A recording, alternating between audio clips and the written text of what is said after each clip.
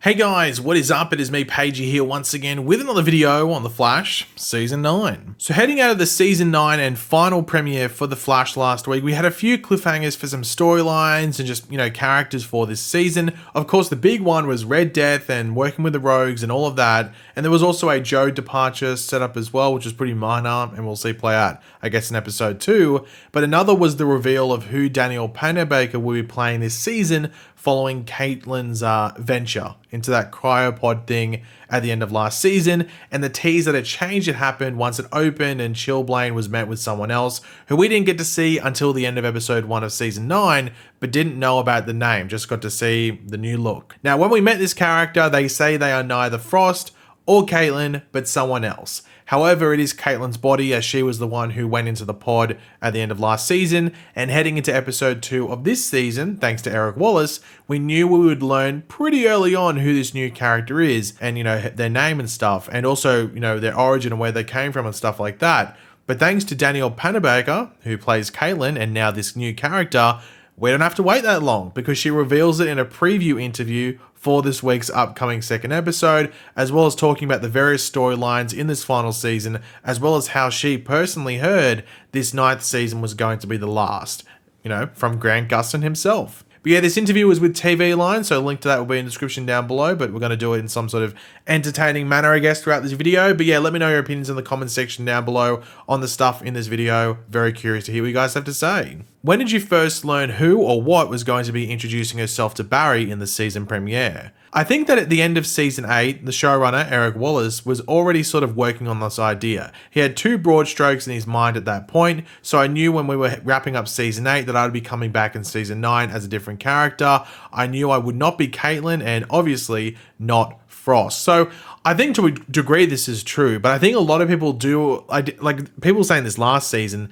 that the setup for this stuff felt very quick, and I do wonder if this was a way in which they could set up an interesting new, surprising storyline for this final season, because I don't think a lot of us know where things are going, while also allowing it to be a storyline where Danielle Panabaker, because she was pregnant at the end of last season, could be, do some stuff that's isolated and also not be too active and everything like that. So I think it was like the best of both worlds and creating the best environment for the end of last season or season 8's filming and her personally as a person and an actor, but then also to create something interesting leading into this season. So there's a bit of interest, to what was happening at the end of last season, and then that leads into something interesting in this final season as well. So it's probably just a situational thing, but I think it's worked out for the, I don't know, for the best. That probably comes down to each personal opinions, from everyone that's watching. But I think it's worked out to a decent degree what's happening so far. In your own words, tell us a bit about who we're going to get to know better this Wednesday night.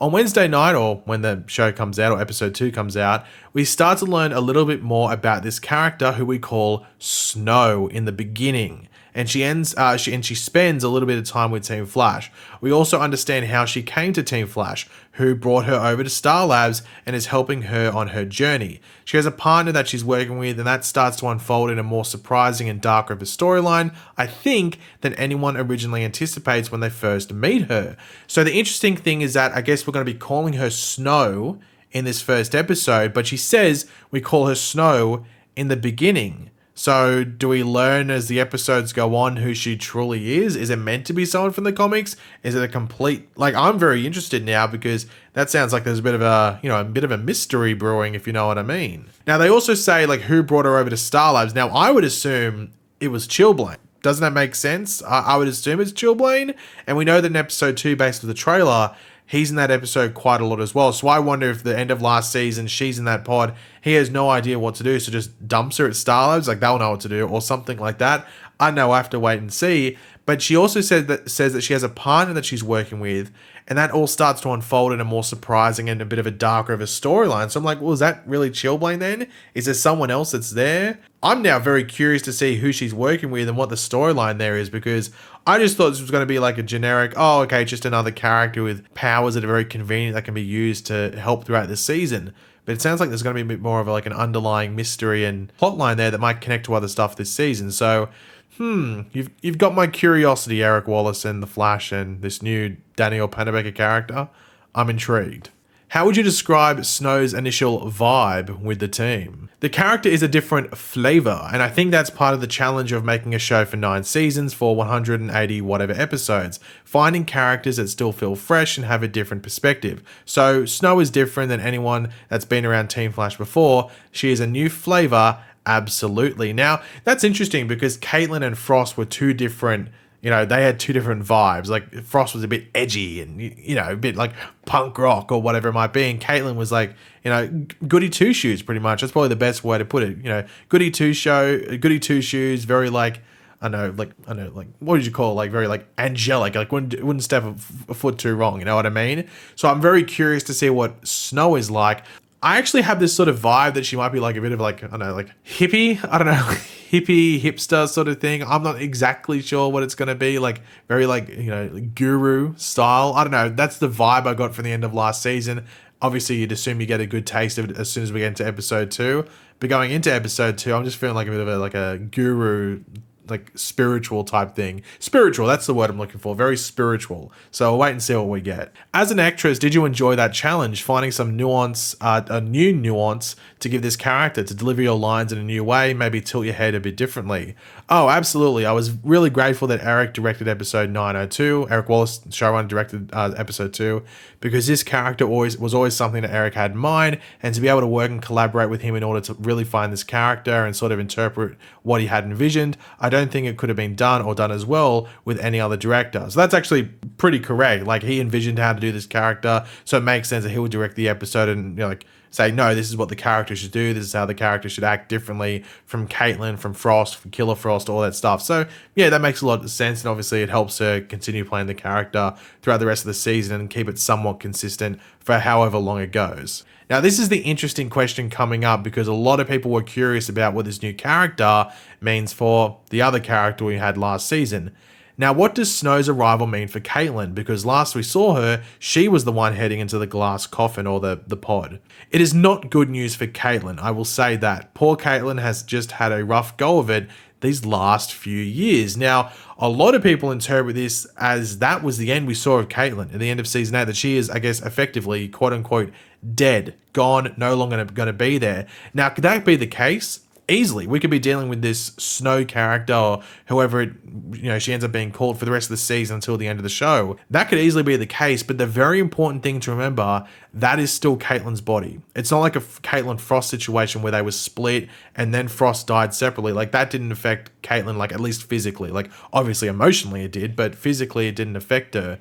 So I think the safe thing to say, maybe in regards if you had to put money on it or something like that, would be that, yeah, Caitlyn's probably gone, because I don't know how you would reverse this if they want this character to go on for most of the season. And based off what Eric Wallace said in the post-episode 1 interview, it sounds like that's the plan. Like, this character goes until pretty much the end of the season, if not the end of the show. So you would assume that Caitlyn's dead now, or effectively dead, because she's not the one controlling that body anymore. But I just have a feeling like even if they do it in the series finale or by the series finale, Caitlyn will be back. But I think a lot of people think that she's dead now and this Snow character is going to take over. But it's probably a wait and see. We might even get a good hint at that in episode 2, where they're going with the character and whether there's actually an option or possibility that Caitlyn could come back. So it's probably a watch this space. When I spoke with Eric last week, he talked up the significance of your new character and how she'll eventually factor into the series finale. Well, there we go, up until the finale.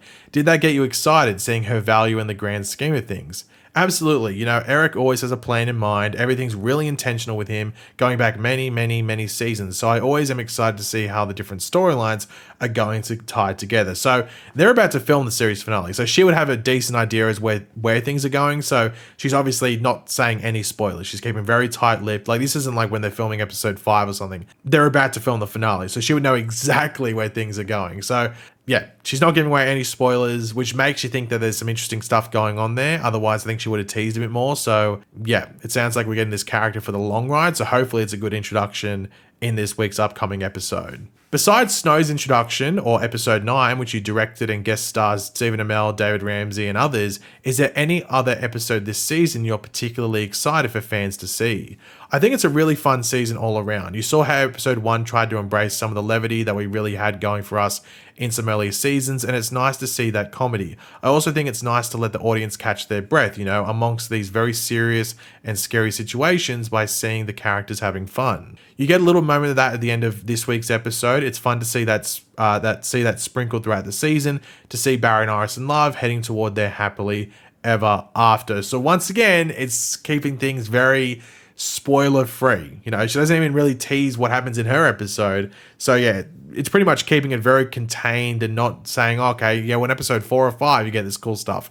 It's keeping it very contained. She really only mentions episode 1 and 2 and some really loose things which you couldn't even say are spoilers or connect to an episode. So Eric Wallace was sort of similar, though he did spoil the Red Death thing, in my opinion, based off what he said and stuff we know. So it seems like they're trying to keep a lot of stuff spoiler-free heading into these episodes, or at least not looking too far ahead, saying, okay, yeah, like the next 1 or 2 episodes, these things might happen and stuff, but not spoiling too far ahead, which I think is a good thing, because I think we as the audience want to go week by week and enjoy these final episodes of not just the season, but the show as a whole. And the last thing that was brought up by TV Line, lastly, has there been a moment where this being the Flash's truly final season hit you? When Grant called last summer to tell me, I laughed and said, I'm not sure I believe you because I've heard this before. And then when this news actually hit the press, the first thing I texted him was, okay, I believe you now. So that's our relationship for you.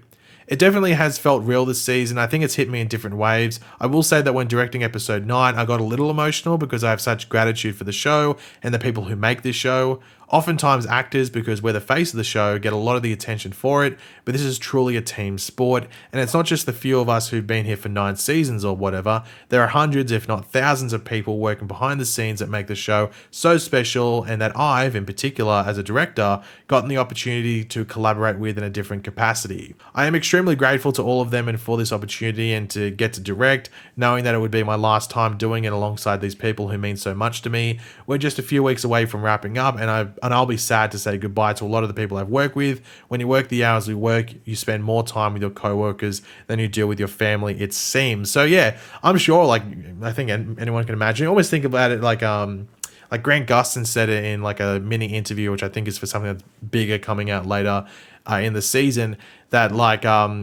it's almost like graduating high school. You're leaving these memories that you've had for like 6-7 years, depending on what country you do high school in.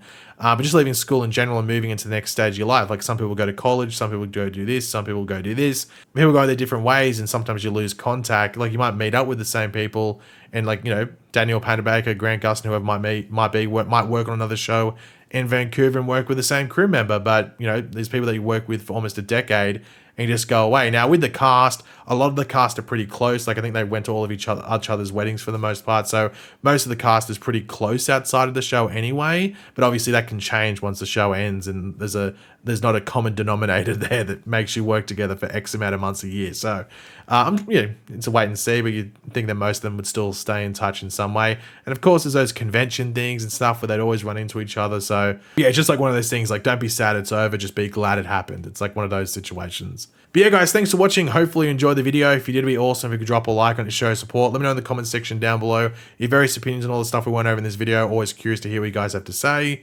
And of course, if you are new to the channel, make sure to subscribe, and I will catch you guys later.